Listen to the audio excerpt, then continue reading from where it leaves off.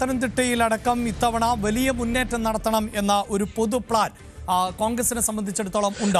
അവിടെ ശ്രീജിത്ത് ഉണ്ടാകുന്ന സംശയം അപ്പോൾ ഈ സൂചിപ്പിക്കുന്ന മണ്ഡലങ്ങൾ അതിൽ ചെങ്ങന്നൂരാണ് പ്രഥമ പരിഗണനയെന്ന് നമുക്ക് മനസ്സിലാക്കാൻ സാധിക്കുന്നു. ആറന്മുള തിരിച്ചുപിടിക്കാനടക്കമുള്ള ശ്രമങ്ങൾ നടക്കുന്നു എന്ന് മനസ്സിലാക്കുന്നു. ഒപ്പം ഞാൻ നേരത്തെ തന്നെ സൂചിപ്പിച്ചു, സജീവമായി രാഷ്ട്രീയത്തിൽ ഇപ്പോൾ ഉയർന്നു കേൾക്കുന്ന രണ്ട് പേരുകൾ ഉമ്മൻചാണ്ടി കുടുംബത്തിൽ നിന്ന് ഒന്ന് ചാണ്ടി ഉമ്മൻ്റേതും അച്ചു ഉമ്മൻ്റേതുമാണ്. അവിടെയാണ് നമ്മൾ ന്യൂസ് 18 മറിയ ഉമ്മൻ്റെ സാധ്യത കൂടി കോൺഗ്രസ് പരിശോധിക്കുന്നു എന്ന ഈ പുതിയ വാർത്ത പ്രേക്ഷകരിലേക്ക് എത്തിക്കുന്നത്. അവിടെ മറിയയുടെ പ്രവർത്തനങ്ങൾ അവർ സാമുദായിക സംഘടനാ നേതാക്കളുമൊക്കെയായി പുലർത്തുന്ന ഏറ്റവും അടുത്ത സൗഹൃദം അത് ഒരുപക്ഷെ പ്രേക്ഷകർക്ക് സോഷ്യൽ മീഡിയ പ്ലാറ്റ്ഫോമിൽ മറിയ തന്നെ പങ്കുവച്ചിട്ടുള്ള ദൃശ്യങ്ങളാണ് ഇപ്പോൾ ഞങ്ങൾ പ്രേക്ഷകരുമായി പങ്കുവെക്കുന്നത്. അതിൽ നിന്ന് തന്നെ വ്യക്തമാണ് മതസാമുദായിക സംഘടനകളെ അടക്കം അവരുമായി നല്ല ഒരു കെമിസ്ട്രി ഇപ്പോൾ പുലർത്താൻ മറിയയ്ക്ക് സാധിച്ചിട്ടുണ്ട് എന്നത്. ഒപ്പം ക്രൈസ്തവ വോട്ടുകൾ കൃത്യമായി തന്നെ പോൾ ചെയ്യപ്പെട്ട അതുകൂടി അനുകൂലമാകുന്ന സാഹചര്യം. അവിടെ രാഷ്ട്രീയ എതിരാളികളുടെ ജാതിയും മതവും ഒക്കെ വ്യക്തമായിരിക്കും. അതൊന്നും നോക്കിയല്ല സ്ഥാനാർത്ഥികളെ മത്സരിപ്പിക്കുക എന്നൊക്കെ പറയുമെങ്കിലും അതുമൊക്കെ ഈ തെരഞ്ഞെടുപ്പിൽ എല്ലാ രാഷ്ട്രീയ പാർട്ടികളും ഘടകമായി തന്നെ കാണുന്ന ഒരു സാഹചര്യമുണ്ടല്ലോ. ആ വർക്ക്, അതായത് ഈ മതസാമുദായിക സംഘടനകൾ, ആ ഫോർമുലയും ആ ഇക്വേഷനും എത്രത്തോളം മറിയയ്ക്ക് അനുകൂലമാകാൻ സാധ്യതയുണ്ട്?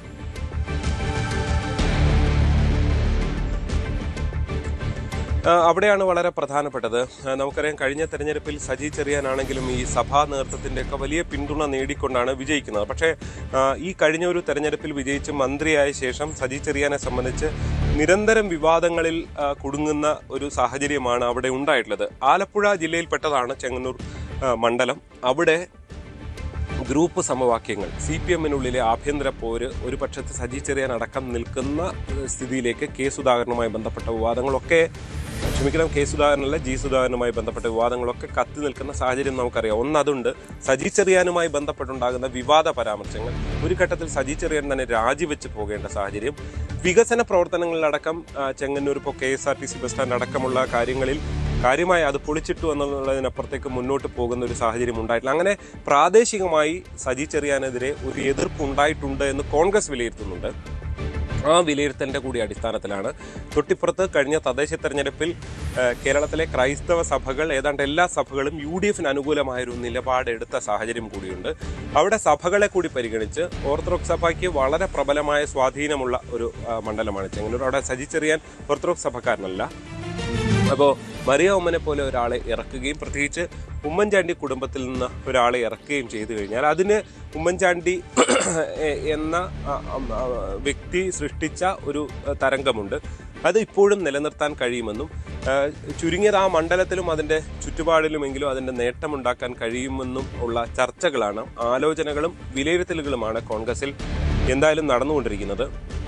തൊട്ടിപ്പുറത്ത് BJP ഉണ്ട്. BJP അതിശക്തമായ പോരാട്ടം നടത്തുന്ന മണ്ഡലം തന്നെയാണ് ചെങ്ങന്നൂർ. നിലവിലെ തദ്ദേശ തെരഞ്ഞെടുപ്പ് ഫലത്തിൽ ആകെയുള്ള 10 പഞ്ചായത്തിൽ 5ഉം നേടിയത് BJP ആണ്.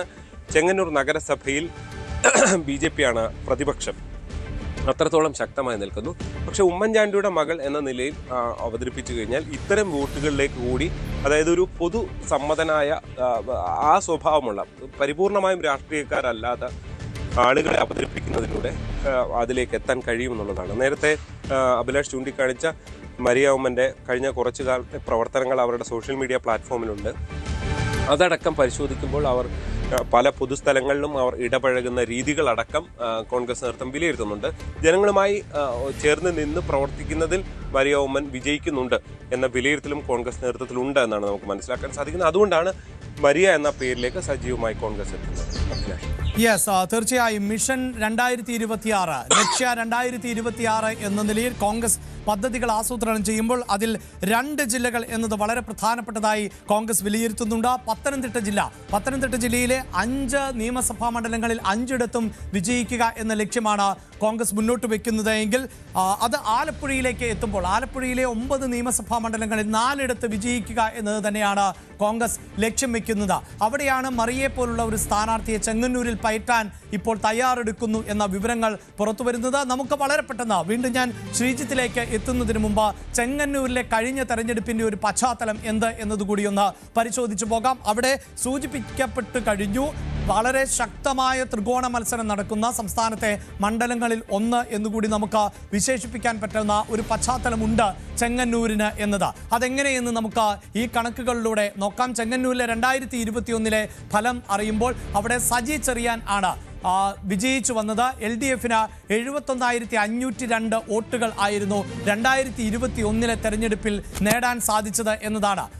എതിരാളിയായിരുന്ന എം മുരളി UDF-ന്റെ സ്ഥാനാർത്ഥിക്ക് അവിടെ ലഭിച്ചത് 39,409 വോട്ടുകൾ എന്നതാണ്.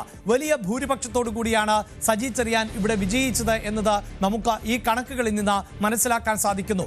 എന്നാൽ BJP എത്രത്തോളം കരുത്ത് കാണിക്കുന്നു എന്നതാണ് അവിടെ എടുത്തു പറയേണ്ടത്. ഇവിടെ കോൺഗ്രസിന്റെ സ്ഥാനാർത്ഥിക്ക് 39,000 വോട്ട് ലഭിച്ചപ്പോൾ BJP-യുടെ സ്ഥാനാർത്ഥി NDA-യുടെ സ്ഥാനാർത്ഥിയായിട്ടുള്ള ഗോപകുമാർ അവിടെ 34,620 വോട്ടുകൾ പിടിച്ചു എന്നതാണ്. ആ മാർജിനുകളിൽ വലിയ വ്യത്യാസമില്ല എന്നത് ഈ ഡേറ്റകളിൽ നിന്ന് മനസ്സിലാക്കുമ്പോൾ ആണ് ചെങ്ങന്നൂർ എന്നത് ശക്തമായ ഒരു ത്രികോണ പോരിലേക്ക് പോകുന്നു എന്നുള്ളത്. അതായത് സജി ചെറിയാന്റെ വോട്ട് വിഹിതത്തിൽ കുറവ് സംഭവിച്ചാൽ അത് സ്പ്ലിറ്റ് ചെയ്യപ്പെടുന്ന ഒരു സാഹചര്യം ഉണ്ടായാൽ അത് എങ്ങനെ പ്രതിഫലിക്കും എന്നതാണ് നമുക്ക് ഇനി മനസ്സിലാക്കേണ്ടത്. അങ്ങനെ ഒരു സാധ്യതയെ തള്ളിക്കളയാൻ സാധിക്കുമോ? പ്രേക്ഷകർ ഈ ഡേറ്റ ഒന്ന് ഓർത്തുവെക്കുക. സജി ചെറിയാന് ലഭിച്ച വോട്ട് എത്രയെന്നത് അവിടെയാണ് ഞാൻ സൂചിപ്പിച്ചു കഴിഞ്ഞു. 71,502 വോട്ടുകൾ ആണ് സജി ചെറിയാന്. എം മുരളിക്ക് 39,000, MV ഗോപകുമാറിന് 34,620. നമുക്ക് അടുത്ത ഡേറ്റയിലേക്ക് പോകുമ്പോഴാണ് ഈ സജി ചെറിയാന്റെ വോട്ടുകൾ സ്പ്ലിറ്റ് ചെയ്യാനുള്ള സാധ്യത തള്ളിക്കളയാനാകില്ല എന്ന് പറയേണ്ടതായി വരുന്നത്. അതായത് ചെങ്ങന്നൂരിലെ തദ്ദേശ തെരഞ്ഞെടുപ്പിന്റെ ഫലം ആണ് ഈ കാണുന്നത്. ഏതാനും ദിവസങ്ങൾക്ക് കേരളം വിധി എഴുതിയപ്പോൾ എന്താണ് ചെങ്ങന്നൂർ നിയമസഭാ മണ്ഡലത്തിലെ വോട്ടർമാർ തദ്ദേശ തെരഞ്ഞെടുപ്പിൽ നടത്തിയ പ്രകടനം? അവിടെയാണ് എടുത്തു പറയേണ്ടത്. UDF-ന് 46,312 വോട്ടുകൾ നേടാൻ സാധിച്ചു എന്നുള്ളതാണ്. അവിടെ നിയമസഭാ തെരഞ്ഞെടുപ്പിൽ 39,000 ആയിരുന്നു കണക്ക് എങ്കിൽ അത് നിയമസഭയിൽ നിന്ന് തദ്ദേശ തെരഞ്ഞെടുപ്പിലേക്ക് വന്നപ്പോൾ 46,000 വോട്ടുകൾ എന്ന നിലയിലേക്ക് മാറിയിരിക്കുന്നു. LDF-ന്റെ കണക്ക് പരിശോധിക്കൂ. LDF-ന്റെ വോട്ട് വിഹിതത്തിൽ വലിയ ചേഞ്ചാണ് സംഭവിച്ചത്. 71,502 വോട്ടുകളിൽ നിന്ന് LDF-ന്റെ വോട്ട് വിഹിതം എന്നത് 48,138 താഴ്ന്നു പോയി എന്നതാണ്. NDA ഒപ്പത്തിനൊപ്പം എന്ന നിലയിലേക്ക് എത്തുമ്പോൾ 34,620 നിന്ന് NDA-യുടെ വോട്ട് വിഹിതം 40,224 എത്തുന്നു. ഈ ഫിഗർ നോക്കുക.